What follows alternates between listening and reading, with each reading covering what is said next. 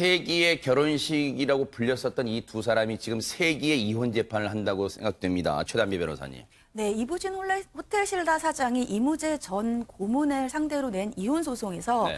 2심 판결 선고 결과가 나왔습니다. 아하, 네. 2심에서도 이부진 사장이 승소를 했다라고 볼 수가 있겠는데요. 네. 다만 내용이 1심보다는 이무재 고문에게 좀 더 유리하게 변경이 됐습니다. 아하. 2심에서는요, 두 사람은 이혼을 하고 재산 분할을 위해서 임 전 고문에게 141억 원을 지급하라라고 해서 1심보다 더 많은 위자료를 인정을 했습니다. 그러면은 친권과 양육권 이런 문제도 있었을 거 아니에요, 최단비 변호사님? 있었습니다. 근데 친권과 양육권은 지금 이부진 사장에게 인정을 했고요. 다만 1심에서의 면접 고소권을 이무재 고문에게 인정했던 것보다 더 많은 그 횟수를 이무재 고문에게 2심에서는 인정을 했어요. 그래요? 그래서 네. 1심에서는 이 아들에 대한 면접 교섭을 월 1회라고 인정을 한 반면에 네. 2심에서는 월 2회이지만 1박 2일, 즉 하루 가서 아버지와 함께 자고 오는 1박 2일로 월 2회를 인정을 했고요. 네. 또 이것이 평소에 학교를 다니던 때와는 달리 뭐 설이나 추석 같은 명절에는 2박 3일 그리고 방학 기간 중에는 더 긴 6박 7일 동안의 면접 교섭을 인정하면서 1심보다는 더 많은 면접 교섭권을 이무재 고문에게 인정했습니다. 명절, 뭐 추석이나 설 같은 때는 그냥 아예 아빠네 집에 가서 2박 3일 푹 아빠와의 뭐 유대감을 가지고 와라. 이제 그렇게 또 재판부가 이 배를 하는 것 같은데. 근데 이제 앞서 얘기하신 것 중에요. 박성매 변호사님, 눈여겨볼 대목이 금액, 돈 얘기가 좀 나오는 것 같아요. 재산 분할 액수가 다소 증가를 했는데 재산 분할 대상인 재산을 확정하는 시기가 사실심 변론 종결 시, 즉 1심과 항소심이 종결할 때를 기준으로 하게 됩니다. 그런데 1심 이후에 시간이 지나면서 이 사장의 적극 재산이 증가했고 임 전 고문의 소극 재산, 즉 빚이 늘어났다라고 판시를 합니다.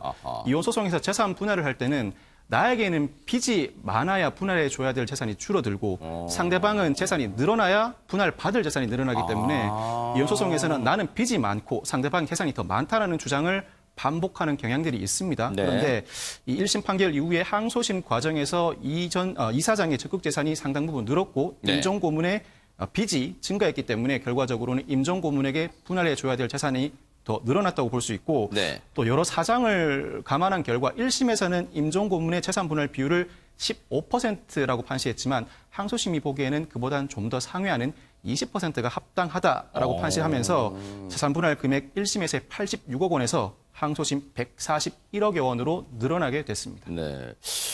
글쎄요, 이거는 솔로몬의 판결일까요? 그냥 이혼은 두 사람 이혼하세요. 대신 이무재 고문한테 이 재산 분할별 좀 더 주고요. 뭐 이렇게 등등등 판결을 했습니다. 이건 어떻게 봐야 될까요, 이수민 교수님? 글쎄, 제가 볼 때는 뭐 말씀하신 대로 굉장히 현명한 판결이 아닌가 하는 생각이 드는 게 네. 이무재 고문이 원했던 것은 친권과 양육권에 대한 이제 주장이었던 걸로 전 기억을 하거든요. 그런데 그런 부분에서는 전혀 뭐 설득이 안 됐습니다. 재판부가. 그러다 보니까 이제 뭐 금전 부분에 있어서 좀 더 많은 이제 위자료를 받도록 네. 이렇게 이제 재산 분할을 받도록 네. 이렇게 이제 한 것이 아닌가 그렇게 이제 추정이 됩니다. 그리고 면접 교섭권 기회도 1심보다는 네, 조금 더 늘렸죠. 아하. 네, 네.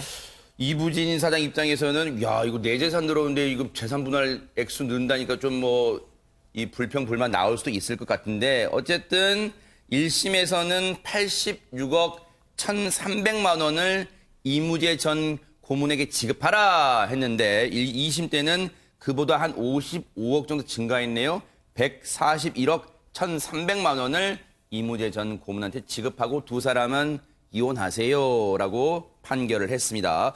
두 사람 반응도 궁금해요, 김기혁 아나운서. 네, 우선 재산 분할에 대해서 앞서 말씀을 해주셨는데 55억이 증가를 했지만 사실 재산이 늘어난 것을 예상을 했기 때문에 어느 정도 생각을 했던 것 같습니다. 그래요? 예. 청구 이제 재산 분할에 대해서는요. 네. 그리고 이부진 씨 측에서는 이 재판의 결과가 예상한 결과다. 아하. 제일 중요한 이혼과 친권 양육에 대한 판결은 1심과 동일하게 나왔다. 재판부에 감사하다라는 입장이고요. 재판부에 감사하대요. 네, 맞습니다. 네. 자, 그리고 이무재 씨 측에서는 네. 우리 쪽 입장과는 좀 다른 부분이 많아서 여러 의문이 있다. 아직 판결문을 받지 못했는데 상고 여부는 판결문을 보면서 아하. 이 이무재 씨와 상의를 해봐야 할 것 같다라는 입장입니다. 대법원까지 갈지는 고민해보겠다는 건데 지금 이무재 전 고문 측이 말한 자신의 입장과 다른 부분은 뭘까요? 김윤희 프로파일러님. 아까 처음에 이수정 교수님이 말씀하셨던 것처럼 아마 그 자녀의 양육권과 친권이 가장 큰 걸 겁니다.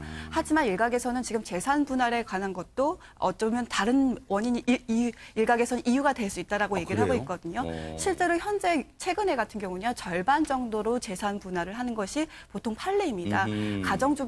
가정주부라고 하더라도 자녀 양육 같은 것들을 일단 하나의 노동으로 인정을 하기 때문에 네, 50%의 분할이었는데 지금은 15%에서 20%로 인상됐다고 하더라도 네. 어떤 통상적인 것은 아니기 때문에 다르다는 의견을 낸 것 같습니다. 네.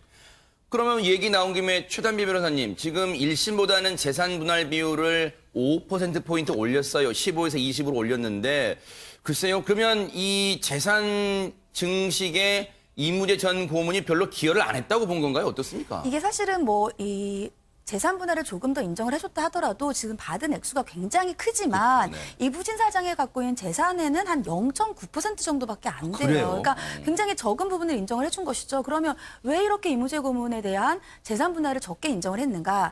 예전과는 달리 현재에는 우리 이제 재산을 이혼할 때 나눌 때 재산이 크게 두 가지가 있습니다. 하나는 특유 재산이 있고 하나는 공동으로 형성한 재산이 있는데 이 특유 재산은 원래의 그 배우자가 결혼하기 전부터 갖고 있었던 재산이에요. 네네. 그러니까 원칙은 결혼하기 전부터 갖고 있었던 재산은 나누는 재산이 아닙니다. 그런데 최근에는 이렇게 원래 갖고 있었던 재산도 부부가 함께 살면 가지고 온 재산이라도 공동으로 기여를 하게 되잖아요. 예를 들면은 아내 같은 경우 일을 안 하더라도 남편이 원래 갖고 있었던 상가 같은 것들을 함께 노력을 해서 집을 일구면서 거기에 대해서 이 재산을 공동으로 형성하는 데 기여를 했다라고 보는 거예요. 네네. 그래서 특유재산도 나누는 걸로 인정을 하는데 그러면 왜 이무재 고문은 특유재산을 인정을 안 해준 것이냐. 이부진 사장 같은 경우에는 특유재산의 대부분이 이 삼성에 대한 주식입니다. 이 주식이 이 이부진 사장이 결혼하기 전에 아버지인 이건희 회장으로부터 받은 돈으로 산 것이고요. 이 주식의 가치가 계속해서 오르면서 상당 부분의 재산이 지금도 늘어나고 있는 것인데 그게 이제 이무재 고문이 이런 주식으로 형성된 재산에는 기여하고 보기가 어렵죠. 그렇기 때문에 이 주식을 빼고 나서 나머지 돈을 나누다 보니까 이렇게 총 재산에서는 아주 작은 부분의 재산 분할이 이루어진 겁니다. 근데 제 기억으로는요, 최단비 변호사님, 두 사람이 별거도 했었는데 그런 건 재판에 영향 안 미쳐요? 영향을 미치죠. 왜냐하면은 이 특유재산 같은 경우 아니면 공동형성재산 같은 경우에도 함께 산 기간 동안에 이 부부가 함께 이 재산을 형성하고 일구고 유지를 해야 되는데 네. 이 이부진 사장과 이무재 고문 같은 경우는 결혼 기간이 총 한 20년 정도 되는데 네.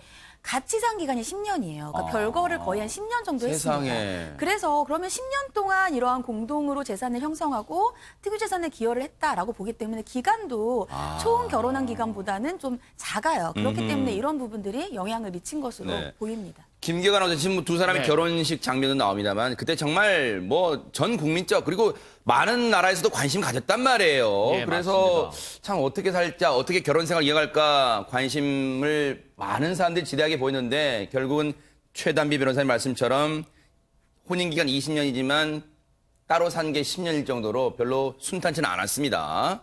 네, 1심과 2심 판결 나고까지 이혼 소송에도 우여곡절 많았다면서요. 맞습니다. 이게 이부진 씨가 이혼 소송을 제기한 게 2015년 2월입니다. 그러니까 지금 현재 시점까지 따지면 4년 7개월이 걸린 거예요. 네. 근데 이게 안에서 우여곡절이 많았던 게 어쨌든 1심이 결정이 나고 이무재 씨가 항소를 하고 이런 과정이 있었는데 네. 중간에 이무재 씨가 재판부 변경 요청을 했기 때문인데요. 맞아요. 기억나요. 맞아요. 예, 네. 이 재판장이 삼성 측과 뭔가 관계가 있는 것 같다. 가까운 사이인 것 같다라면서 재판부 변경 요청을 했고 네. 실제로 이게 받아들여져서 변경하는 과정이 있었기 때문에 이 항소심 첫 재판도 2017년 8월 접수 이후에 1년 반이 지나서야 열렸습니다. 예, 그만큼 조금 우여곡절이 많았죠. 네.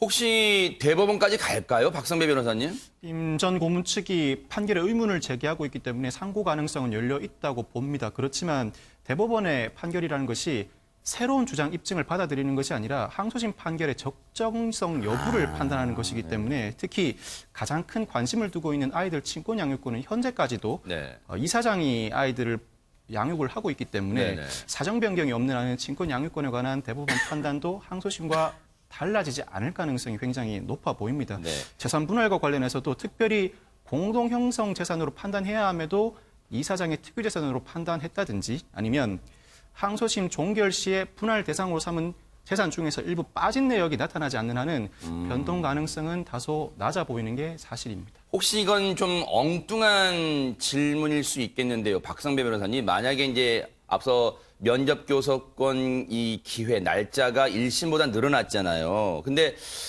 지금 뭐 두 사람 사이에 슬하에 뭐 아들 하나 있는 걸로 알려지고 있는데 이 아이가 엄마 나 아빠 만나러 가기 싫은데라고 한다면 이거 어떻게 할 수 있는 거예요? 만약 그런 상황이 생긴다면? 만약 그런 상황이 생긴다면 면접 교섭이라는 건 재산상의 청구와 다르게 인신에 관한 권리이자 의무이기 때문에 강제할 수는 없습니다. 그래요? 아이가 굳이 아버지를 보지 않겠다고 하는 상황이면 강제할 수는 없는데 만약 그런 상황이 벌어지면 통상은 일방에서 아이를 보고 있는 상대방이 면접 교섭을 방해한다고 생각을 하는 경우가 많아서 아하. 면접 교섭을 강제 이행하라는 심판 청구를 할 수는 있습니다만 아하. 아이 스스로가 강력하게 거부한다면 심판 청구에 이른다고 하더라도 강제할 방법은 없습니다. 아하, 그런 상황이 물론 지금 두 사람 이번 사건에 그렇다는 건 아니고요. 만약 그런 상황이 생기면 그렇게 상황이 또 벌어질 수 있다. 그런 생각도 해봅니다.